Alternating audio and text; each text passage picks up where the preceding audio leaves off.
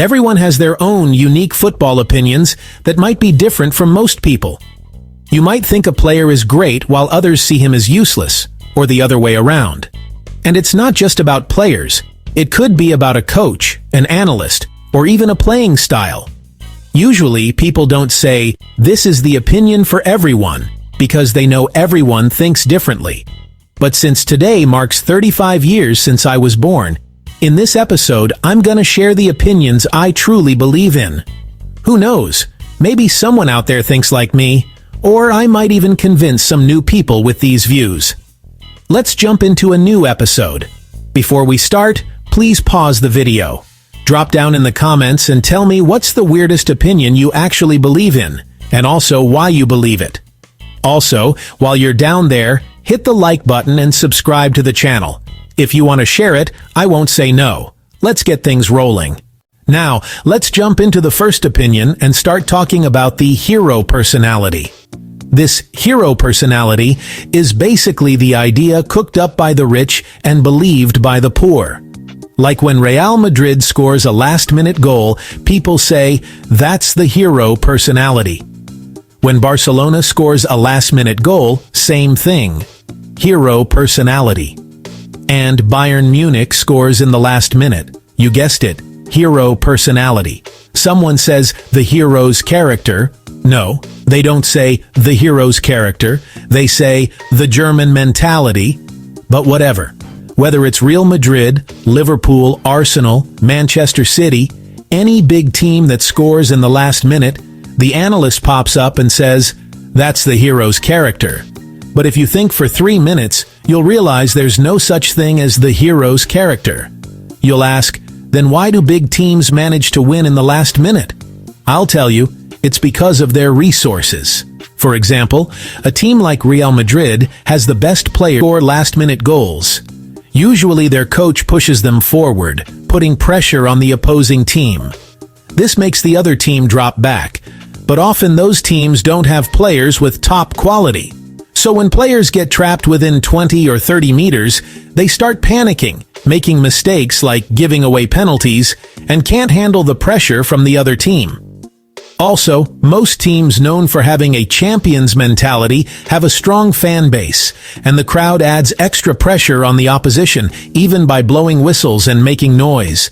Insulting or even just cheering on the other team's players happens because they don't have a strong personality. So sometimes they get nervous.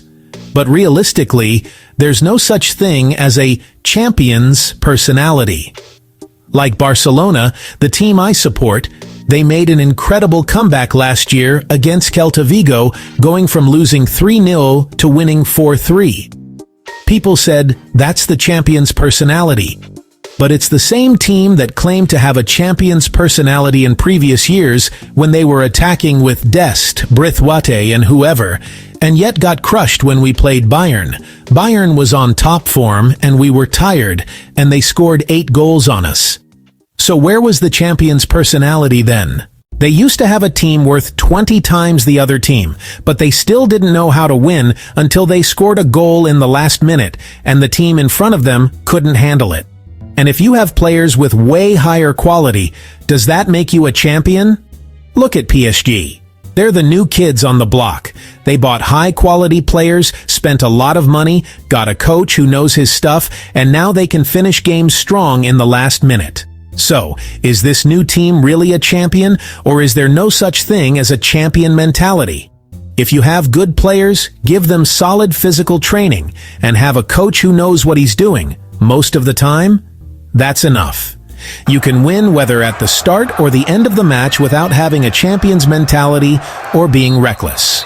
But where did this phrase even come from?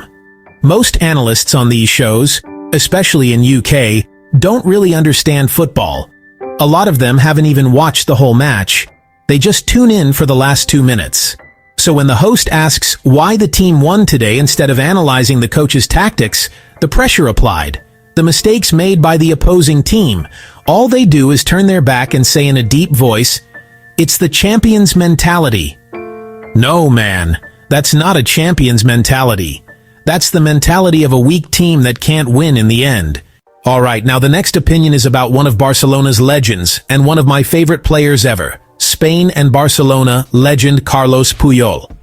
I know what I'm about to say might upset a lot of people, but these are just my personal views.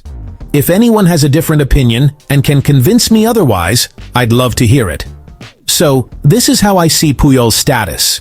If he had played for Barcelona only 3 or 4 years and then moved to Valencia or Atletico Madrid and just drifted around, he wouldn't hold the same legendary place he does now.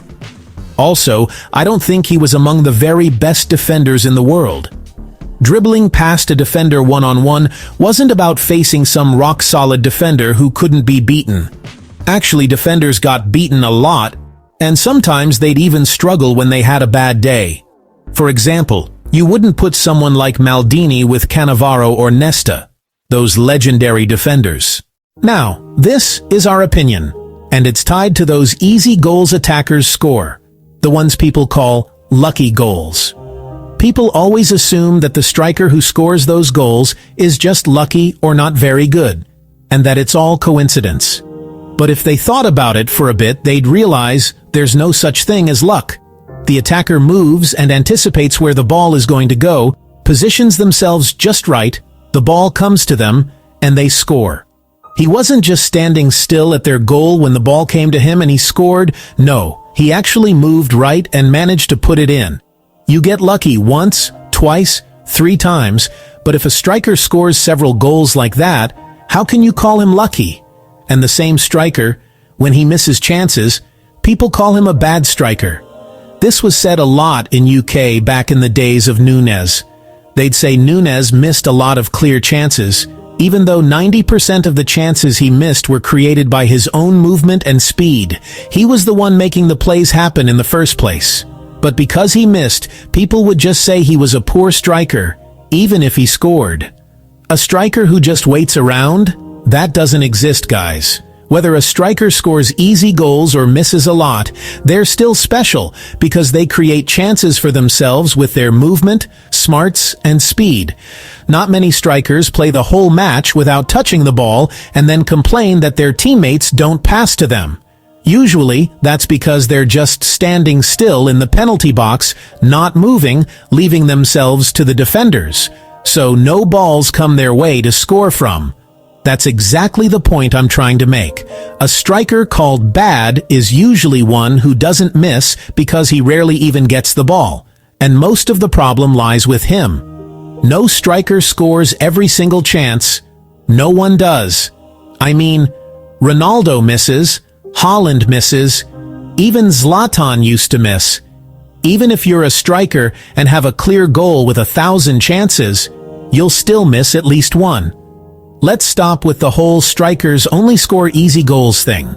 Yeah, some goals are easy because the striker is smart and knows how to move into the open space. Here's my 4th opinion, just my personal take like any other opinion, and honestly, I'm not even defending it. I just want to say it. When it comes to La Liga, honestly, I find the Spanish league more fun to watch than the English one. Guys, I really love the kind of football they play there. I love the Spanish league because of the skillful wingers who go one-on-one and the number 10 players. It is all about skill, lots of passing, and I feel like you don't get that in the English league. The English league feels really tough and physical. Everyone has 6-packs. Skill isn't the main thing there. Speed and strength matter more. It feels like players are always clashing like wrestlers. No player has a belly or is soft. Honestly, I'm used to simple football that relies on skill. I know most people like the English league, but for me, I really love Spanish football and the way the game is played there. It's way more enjoyable to me. Now, about the 5th point, which might cause some headaches and arguments in the comments, that's why I saved it for last, so if anyone skips the episode, they won't hear it. Here's my opinion related to Xavi. Guys, I honestly think Xavi is the best midfielder in history. You might say, better than Iniesta? I'll say yes. Better than Modric? Yes, again. Better than Zidane? Yes. But wait a second, let me explain what I mean by midfielder. When I say midfield, I mean this specific part of the pitch right here. That's what I consider the midfield. I'm talking here about the players who play in this area, not the ones who push into the penalty box and score goals, nor the ones who play as a third center back. I'm talking about the quality of the player in this specific spot. I think Xavi is the best player who ever played there. He knew how to control the ball really well, could make great long passes, and if you want to dominate the game, he'd do that for you perfectly. He also had the ability to speed up or slow down the pace of the match with his skills. The player in this position is called the regista. The ones who played it well, in my opinion, are four: Pirlo, Toni Kroos, Alonso, and Xavi. And those four guys are, to me, the best four players. But the demands of that position stop them from being very involved in the attack. That position used to be really good, and still it contributes more offensively than those three. The surprise is a player like Iniesta, who's one of the most enjoyable midfielders in history, had a more attacking role than Xavi, yet Xavi's stats are better than his and better than Modric's, even though they don't play the same role he does. So a player like Xavi basically does almost everything a midfielder can do, but people still don't give him the credit he deserves. Even Barcelona fans keep saying Iniesta is better than Xavi. Iniesta might be more entertaining than Xavi, but in my opinion, he's not better. The quality of content Xavi used to deliver was way above anything else on the field. Still, these are just opinions. You might agree or not, and that's totally fine. Lastly, we have the opinion that football is more about politics than sport, but I'll make a separate episode about that. Thanks to everyone who stuck around till the end. This was Easy Football. Peace out.